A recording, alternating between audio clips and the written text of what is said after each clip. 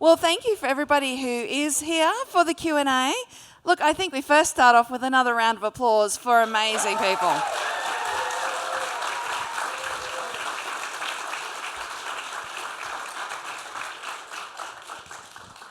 And I think the other thing that deserves a round of applause is the announcement there are 3 of these films. That's fantastic. There are. We're really excited about that, as you can imagine. Well, you made it through the first one, so I mean, the other 2 would be easy, wouldn't That was they? a big 12 months. Look, I think that's, it's an amazing announcement. That's fantastic. How do you feel about it? I mean, that's huge to have 3 films from the get-go. So it's a world first slate deal that's never been done before in the world. I can't contain. Every day I wake up and I think I can't actually believe we've done this. It's huge, but the fact that we can have a team of people together, the fact that we can draw talent from other states and from other countries, but most importantly that we can create jobs here in Queensland is just so exciting. And it is actually the first time that in Australian history that 3 feature films have been financed at once. So we're really proud of that first as well. Yeah, that's amazing. That's fantastic. Thank you.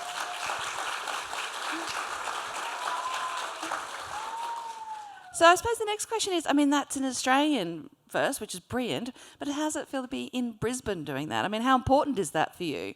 It's really important now. Family are here. Thank you. Hello, family! I'm a Queensland girl born and bred, Brisbane girl born and bred. So it's magnificent to be able to build that kind of capacity here in Brisbane and Queensland as well. Like we said, it hasn't been done before. We're the only female-owned studio in Australia, so it's a marvelous feat to be building that in Brisbane. Well, obviously, was that amount of talent here already, or what was the process of building that talent to bring it here? We kind of exist in this amazing period of time where animation in Queensland is flourishing. So you have the beautiful studio Ludo, who does Bluey here in Queensland, and you've got a lot of really talented artists here. Sometimes in the past that people would have had to have left the state and gone south to be able to continue careers, but there is so much talent in this state. We have not had a hard time finding amazing people to work with. And we've been able to bring people home from that brain drain. We've been able to offer them an opportunity here that is to work on feature films in their hometown, in their home state, and be able to offer them an employment opportunity for a significant period of time. Normally they work on things for, 6-8 months, but this is a good 1.5 to 2 years of solid work. So being able to bring people back from the state that had to previously exit to find that work has been marvellous. And so have you rolled straight into the second? Oh, mate. Yeah. We're 3/4 of the way through the second.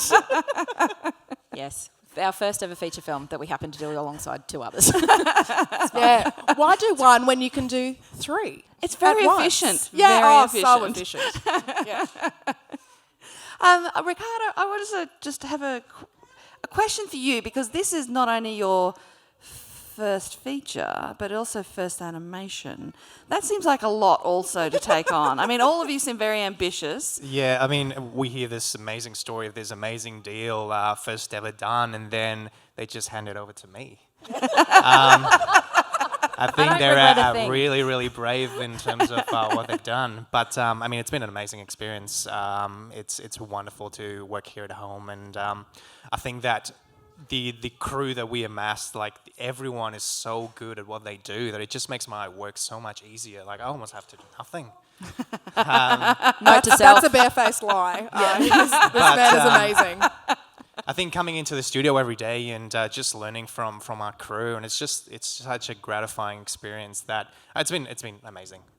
Well, I gather there has to be a really strong team feel to it to actually, if you were saying, late 2016, early 2017, that's warp speed to try and pull a project off like this. When you consider comparatively that most animations take somewhere between 2 to 5 years to do, and they are upwards usually of $20 to $150, $200 million.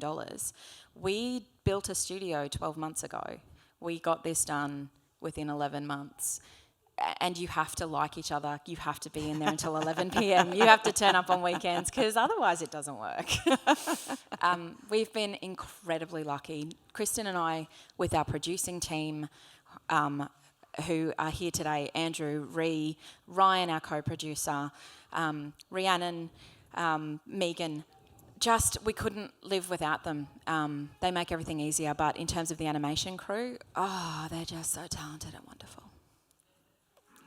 Ricardo, you the director on the next one? Yes, I am. So you And the took a next big one bite after of that that, apple. He goes straight back to work on Monday. There's no rest. And that's a public holiday, so ooh.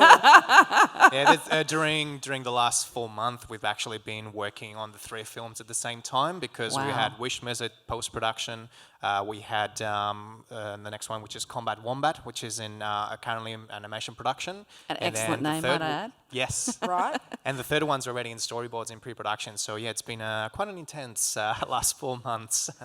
Well, you've done a lot of world building with this particular film. Is this the sort of world that will continue through all 3? Yeah, so we knew from the start that all the stories we wanted to tell were going to emanate from this centre, from Sanctuary City.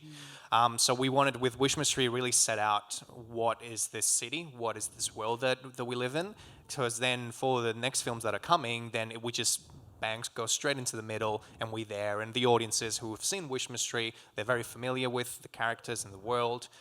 So just kind of making our life easier as we go forward with storytelling. Yeah, fantastic.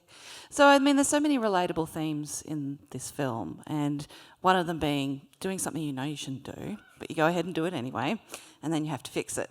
So, I mean, can you talk a little bit about that? And, I mean, obviously the audience that you're really wanting to reach with that and the messages that you're keen to impart? Yeah, absolutely. So obviously those themes that are there are meant to be, it's for the appetite of young audiences, it's not for adults. So we believe at Like a Photon that the fastest way to affect change in the world is to show children and represent to children how to live kindly, how to live tolerantly, how to accept when you've done something wrong, how to make changes. And we believe that from there, audiences grow into good, kind people who are more tolerant.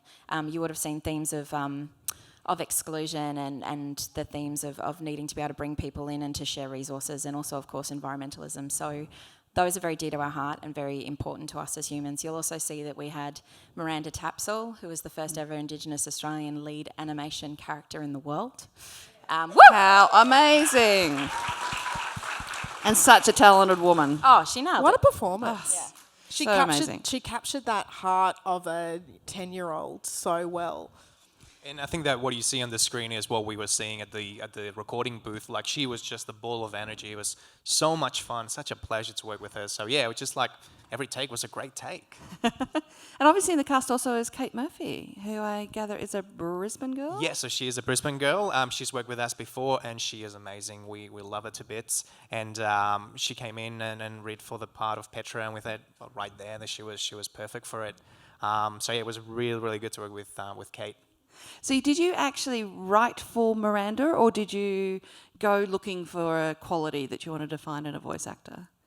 We didn't actually write for Miranda, but I think that while we had the script and we were doing the storyboards, Ryan was the one who said, "Hey, like, what about Miranda?" And we looked at it, and it's like it's perfect match, which we never saw it coming, but it just worked. And we had a chat to her, and she loved the project, and she came on board. So it was just like happy coincidence, but yeah, I mean, it worked out really well.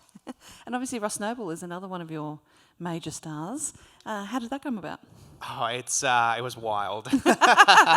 We're here for the afternoon. The first chats with Ross, and he's like, "Oh, I don't want to do my voice because this is such a great project that I don't want that my voice to be related to. So I don't want people to, oh, that's Ross. No, they just want to see Yara." So we workshopped this kind of quirky, Gandalf-y, weird, elderly but kooky voice, and we just went for it. And he let loose, and we had a lot of fun during the recording. I mean, one of the things I really, really love is it's a universal story, but it is very Australian, and I think drop bears are Queensland, aren't they?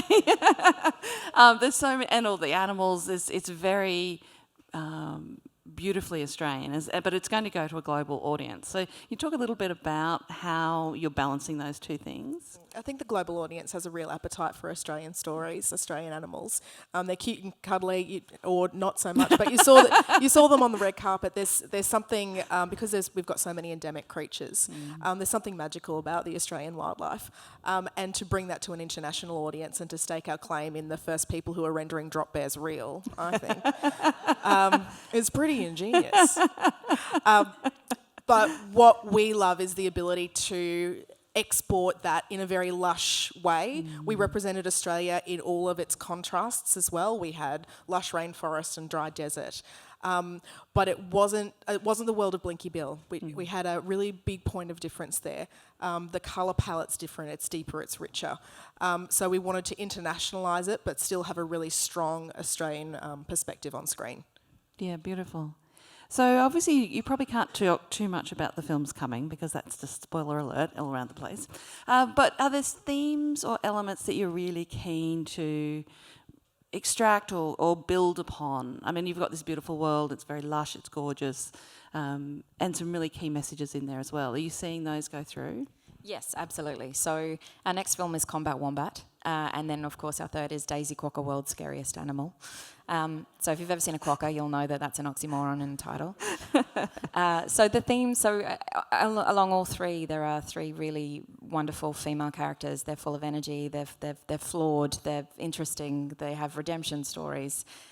So first and foremost, they're entertaining, they're fun, they're full of hope, and they're full of stories of being able to attain something even if it looks impossible.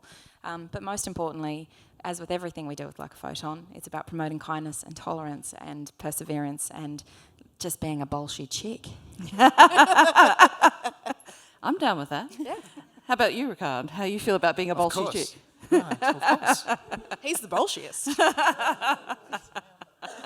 And how about you? Did you have anything to add to that you're really keen? Because, I mean, you're directing the vision as well.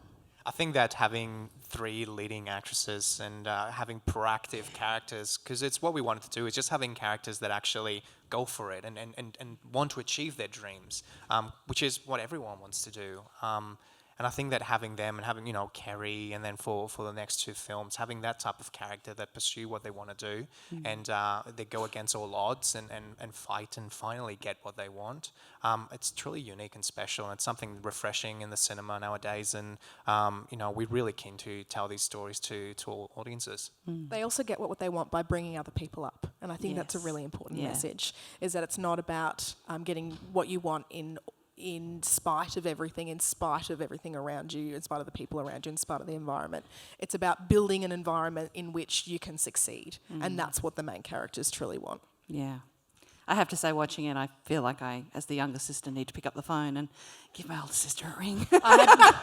Maybe apologise a little. I had a sneaky look at my sister when in the middle of the sister conversation, and I'm going to have to buy her a lot of alcohol tonight. I've just got one brother and we just hit each other with sticks, so that's how we sort it out. Well, we had the piece of string down the middle of the bedroom, so those dolls, on point, I want a line of the soft toys sometimes, Can we please thank these very talented people? Thank you, Emma. Thank you for coming. Thank you. I think there are some T-shirt stations downstairs and stuff. There are activations. If you would like to make yourself a Wishmas Tree T-shirt design, please make your way down onto the ground floor. Thank you to Biff for having us. Thank you to Universal, Screen Queensland, Screen Australia, Odin's Eye. Have a great day. Thanks for coming. Thank you. Thank you.